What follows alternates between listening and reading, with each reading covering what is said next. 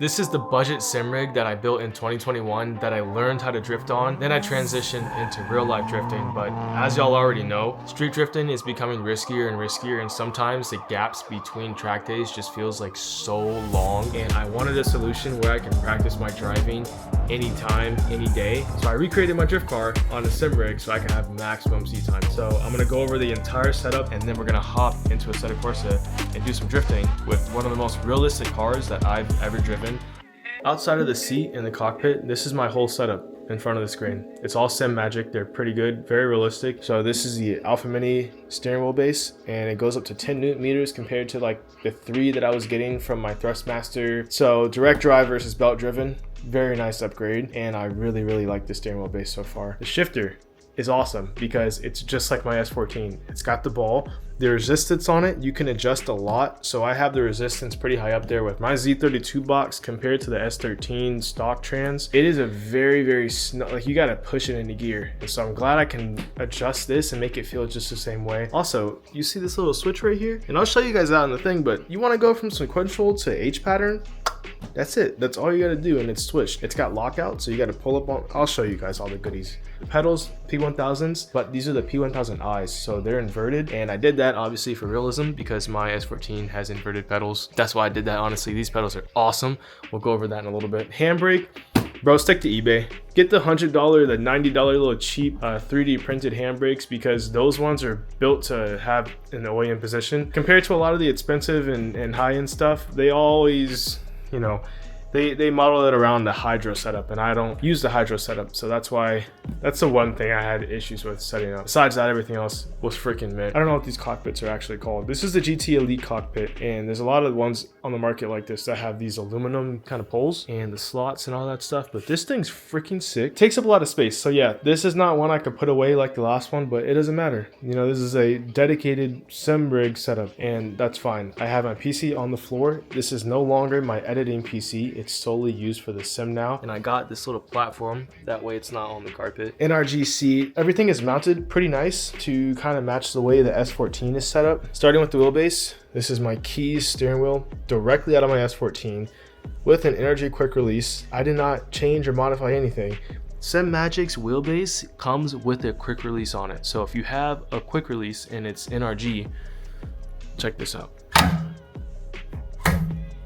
Just clips right on. That's the steering wheel from my car, my real life drift car, and it just pops right on. It's on. Come on, man.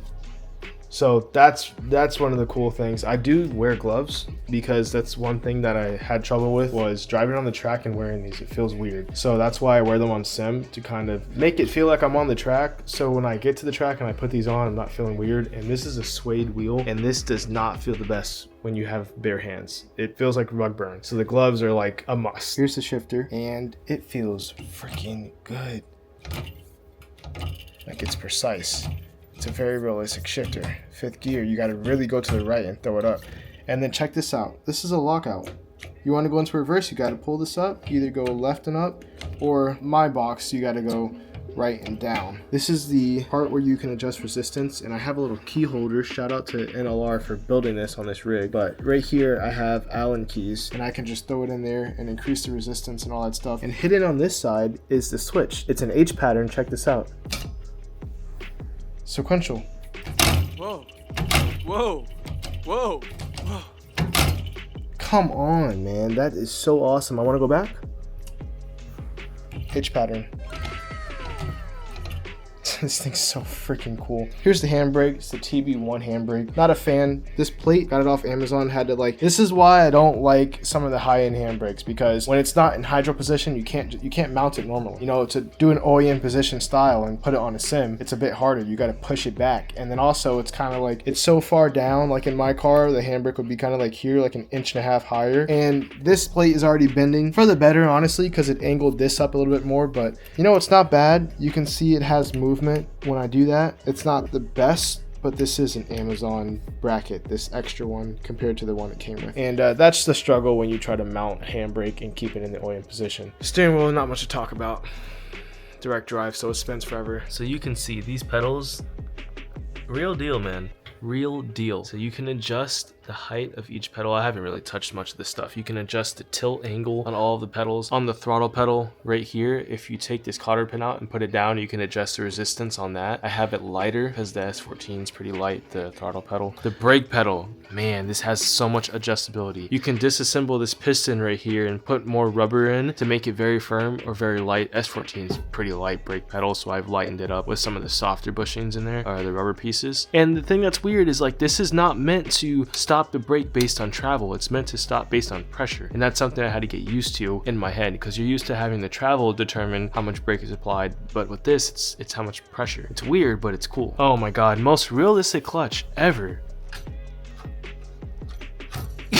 What? I got a really stiff spring in there because my clutch is not super stiff, but I'm used to having my stage 4 comp clutch, and I think having a stiff clutch in sim builds stronger muscle memory, so when you're in the car, if you're using the clutch a lot, it feels a little bit easier. That's the cockpit, that's the wheelbase, the pedals, the shifter, the handbrake. This is the generic NRG seat. It's time to drive. We're gonna hop in and drive. I did upgrade one more thing, new VR headset. No more sensors, man. I used to have so many cords and sensors. Now I just need the headset. My old one didn't have the cushion anymore, so this is godsend. This headset's awesome. It's time to show you guys one of the most realistic cars I've ever driven. Let's hop right in.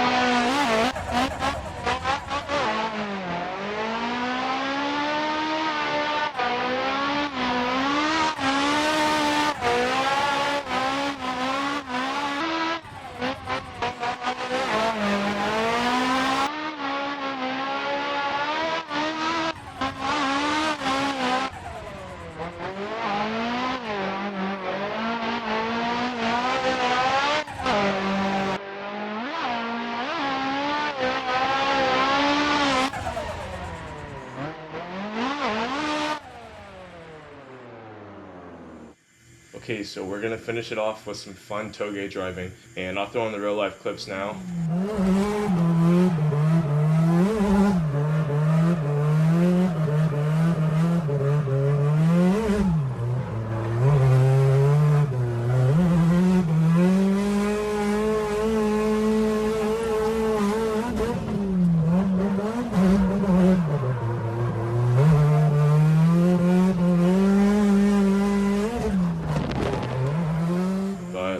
up and down laps.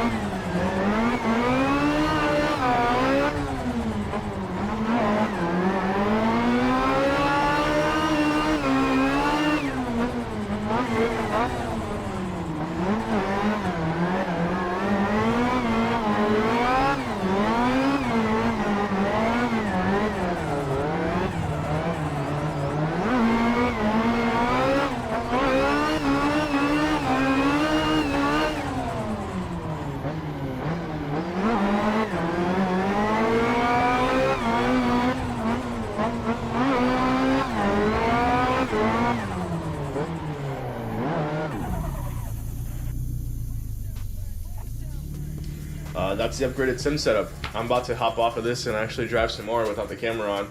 Get some more seat time, getting ready for next week. Peace.